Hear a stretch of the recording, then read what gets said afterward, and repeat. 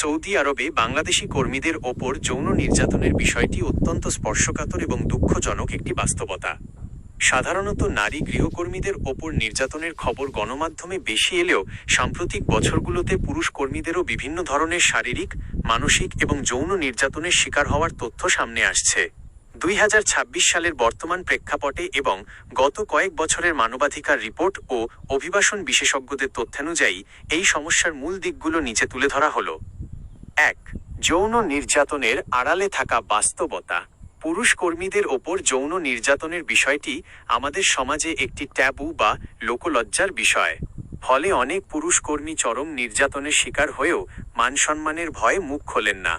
নির্জন কর্মস্থল, যারা মরুভূমিতে উট বা দুম্বা পালনের কাজ, রাখাল করেন অথবা দূরবর্তী খামারে একা কাজ করেন, তারা সবচেয়ে বেশি ঝুঁকিতে থাকেন। পাওয়ার ডিনামিক্স, কফিল, নিয়োগকর্তা বা ফোরম্যানদের দ্বারা অনেক সময় তরুণ কর্মীদের বাধ্য করা হয় বা ব্ল্যাকমেইল করা হয়। 2. অ্যামনেস্টি ইন্টারন্যাশনাল ও বিভিন্ন সংস্থার রিপোর্ট। 2025 এবং 2026 সালের বিভিন্ন আন্তর্জাতিক প্রতিবেদনে, যেমন অ্যামনেস্টি ইন্টারন্যাশনালের রিয়াদ মেট্রো বা নিয়ম প্রজেক্ট বিষয়ক রিপোর্ট, দেখা গেছে যে শ্রম শোষণ ও লাঞ্ছনা শুধু বেতন না দেওয়া বা পাসপোর্ট আটকে রাখাই নয়, অনেক ক্ষেত্রে কর্মীদের অস্বাস্থ্যকর পরিবেশে রাখা হয়, যেখানে তারা শারীরিক ও যৌন হেনস্থার শিকার হন। কড়াকড়ি আইন থাকা সত্ত্বেও, যদিও সৌদি আরবে হয়রানি বিরোধী আইন কঠোর করা হয়েছে, কিন্তু প্রান্তিক পর্যায়ের প্রবাসী কর্মীরা অনেক সময় আইনি সহায়তা পাওয়ার পদ্ধতি জানেন না বা পুলিশে অভিযোগ করতে ভয় পান। 3. কেন এটি নীরবে ঘটে? ঋণের বোঝা। একজন পুরুষ কর্মী লাখ লাখ টাকা খরচ করে বিদেশে যান। নির্যাতনের শিকার হলেও তিনি দেশে ফিরতে পারেন না, কারণ তার ওপর ঋণের চাপ থাকে। সামাজিক লজ্জা।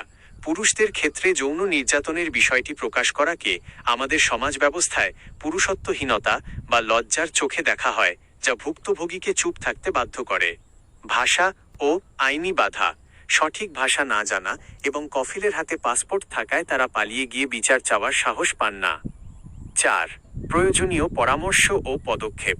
এই ভয়াবহ পরিস্থিতি থেকে বাঁচতে বা বিচার পেতে কিছু পদক্ষেপ জরুরি। ওকে আপ, ওকে ইউপি বা ব্র্যাক বাংলাদেশে এই সংস্থাগুলো ফেরত আসা নির্যাতিত কর্মীদের আইনি সহায়তা এবং ক্ষতিপূরণ আদায়ে কাজ করে। বাংলাদেশ দূতাবাস। নির্যাতনের শিকার হলে সরাসরি দূতাবাসের লেবার উইংয়ে যোগাযোগ করা উচিত। 2026 সালে ডিজিটাল মাধ্যমে অভিযোগ জানানোর প্রক্রিয়া আরও সহজ করা হয়েছে। সচেতনতা। কোনো কর্মীকে তার ইচ্ছার বিরুদ্ধে কোনো কাজে বাধ্য করা হলে বা শারীরিক হেনস্থা করা হলে তা লুকানো উচিত নয়। আপনার পরিচিত কেউ যদি এমন পরিস্থিতির শিকার হন, তবে তাকে সাহস দেওয়া এবং সঠিক জায়গায় অভিযোগ জানাতে উৎসাহিত করা আমাদের সবার দায়িত্ব। নির্যাতিত পুরুষ কর্মীরাও যাতে আইনি বিচার পান, সেজন্য সরকারি ও বেসরকারি পর্যায়ে আরও জোরালো ভূমিকা রাখা প্রয়োজন।